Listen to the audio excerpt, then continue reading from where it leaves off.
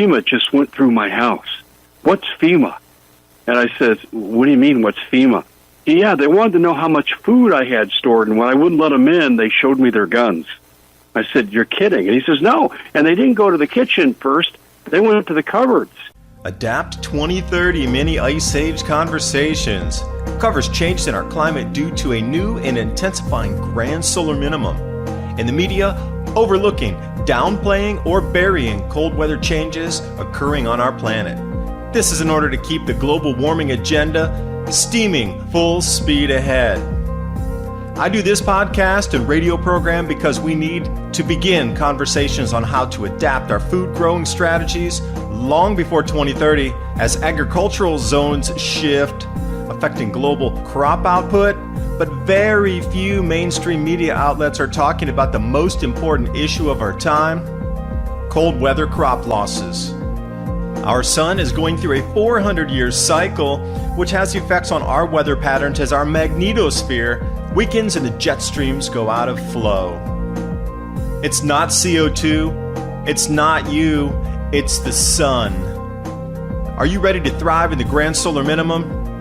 Then join me for Mini Ice Age Conversations. I'm your host, David Dubine.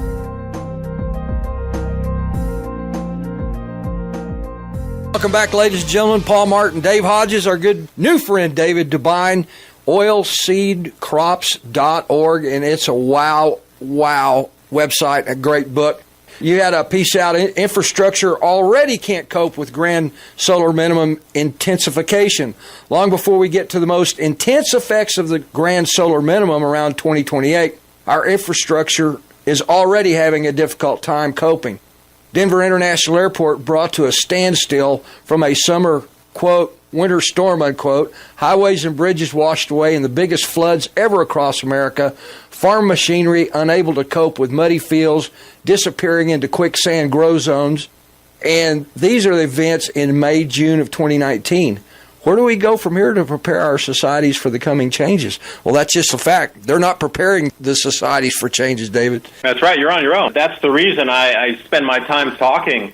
We're on our own. Unless you come together with people who are of like mind, like energy, you're not going to survive through this. You can't survive on your own. You're going to have to come together with community. And we've seen this through history. You know, the people who survive with the best quality of life during these times are the ones who are working together. Because, you know, everybody's building off of everybody else's skill set. And what type of skills do you have to bring to the game? Do you know how to grow your own food? Do you know how to store the food? Do you know how to prepare this food for longer-term food storage? How about security? I mean, what type of skill set? Water filtration? There's a million things we could talk about. But everybody's got their own little skill set that can be, you know, added to the greater piece here. And that's kind of what you need to bring to the table, and what can you learn from now until then as well? I'm taking a couple canning classes, and when I get home here, I'm going to be heading home next month. I'm going to go out with some wild foraging classes, because that's the kind of thing I like to do, is take a couple, 3-4 weekends, and every weekend go out for 2 days, do some camping, and then learn what we can eat when we're walking along. What can we forage for naturally? Because you know how many people are going to walk by food and not even know that it's there? How many people are going to starve when there's food all in front of them, but they just don't know it's there naturally? So, you know, these are the kind of skill sets that I think are going to be valuable. Oh, and basic medicine, too. Like if you have some basic EMT training, that is going to be so valuable. Dental training, these kind of things that we all need for our bodies. Absolutely, yeah. Health's going to be a must and a really good first aid kit. You got one, David? I have one. I have a little bit of training. I don't think I have enough, but I can do the basics. You know what's really interesting about what you said about the lower realm entities that are emerging? Kind of like reminds me of the movie Ghostbusters, but I alluded and we went into the break that I just written a 4-part series about this. It's on the commonsenseshow.com. It's called Revelations from the Underworld. And there are some really, really bad spiritual entities out there, and I've covered that. And Paul and I were going to talk about it today, but we glossed over it. The one place I want to take you, though, is this. You can store food, but you got to be careful and you got to hide it. And let me tell you why I say this. It was about 10 years ago. I get a phone call, and I used to be a college basketball coach, and I got a phone call from one of my players who was home in Tennessee. And he says, Coach, FEMA just went through my house. What's FEMA? And I said, what do you mean, what's FEMA?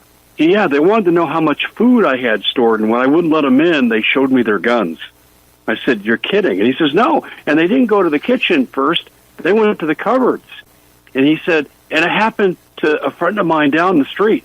They were surveying 10 years ago people's food preparation on a random basis and basically bullying their way into houses. I would say that they've probably been planning this for quite some time. Well, I would think so, too, because the continuity of government is going to usurp anything that you have as an individual citizen or your rights out there. If they need to come in and confiscate everything you have and leave you like Mother Hubbard there with not even a bone in the cupboard, they're going to do that because it's continuity of government. You don't exist as a citizen. You're nothing to the system. You're expendable, and that's the problem. We don't need that kind of thinking. We need a everybody inclusive system here. And I hate this inclusive thing. It's been overused today, and this whole social justice warrior ridiculousness going around right now. But it shouldn't be like that, where government can just take everything from you and leave you to die and starve and be like, well, you don't even count because we just need to keep our system going. But you can off on the side there. Ridiculous. It shouldn't be like that. Executive Order 13603 from the Obama era. The government can take over anything they want, including food. Yeah, that's true. Everything, and your body, which is even scarier. Yeah, exactly. Forced labor is in that executive order. You start to look at this storm buildup here, and I really do a lot of research into the mid-Holocene. And for those of you who don't know what the mid-Holocene, we're in the Holocene right now, this interglacial. So the mid-Holocene generally runs about 6,000 to 4,000 years in the past. But I'm studying the rain cycles because it seems every single rain cycle on the planet is matching this 6,000-year rain cycle or a 4,000-year rain cycle repeat. And, if we're talking about once in a 4,000-year storm, our current infrastructure can't handle that. It can't even handle the once in a 500-year, once in a 1,000-year storm. We've seen dams over top this year, completely washed away already in some of the floods we've had. And this is only at the 500 to 800-year intensity. What happens when every storm is a once in a 2,000-year event? Then what happens? Our infrastructure just literally won't handle it. And then what about the water? A lot of our cities rely on dams. But what happens if they're overtopping yearly now because there's too much rain, like we've seen this last year? Is a good indicator of where it's going to go. Now, will this rain cycle again, 2.0, in the harvest season and then into the planting season again in the same areas, central United States? If it is, our food production is going to minimal amounts because I don't think farmers are going to be able to refurbish the fields. But take a look at the interstates. Everything's falling apart already. Bridges. Why are our bridges falling apart?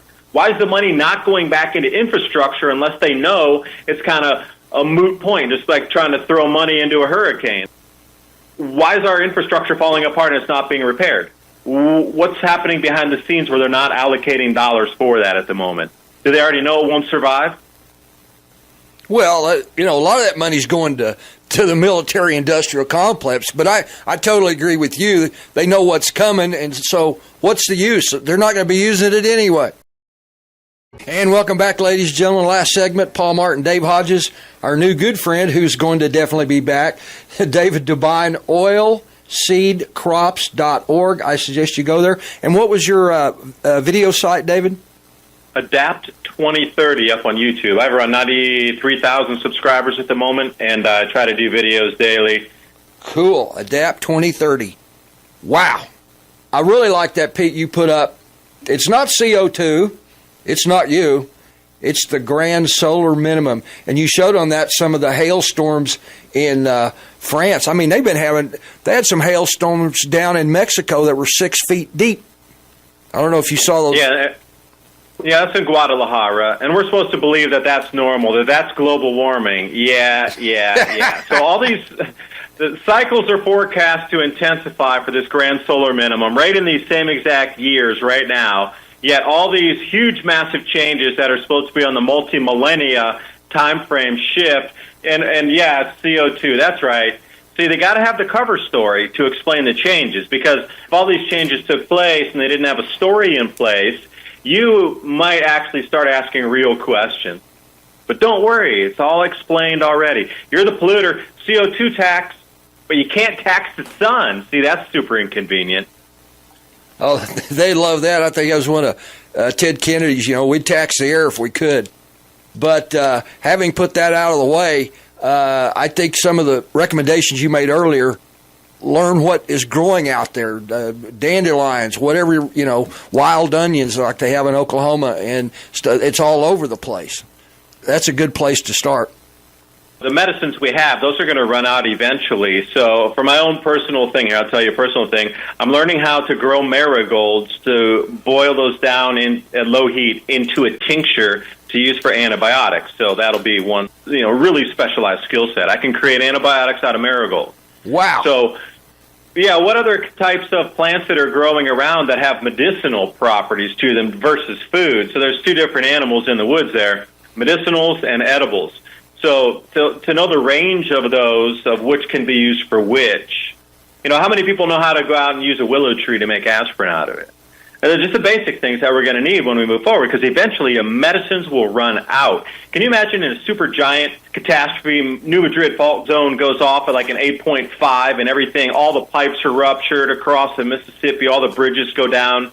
The gas delivered to other places further away will stop too, so the pipes that deliver, New York City gets its gas from those pipes originating from the Mississippi River area.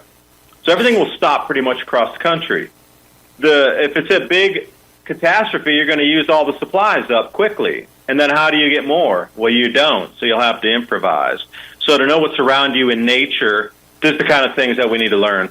Again, all of our grandparents knew this. Now, we forgot. We've been taught to forget, to get reliant on systems. Why do we need to go to a supermarket for our fresh vegetables? My grandparents had a farm. We used to work on the farm and go out to the garden every single summer. Why have we been taught only a supermarket can give you a vegetable?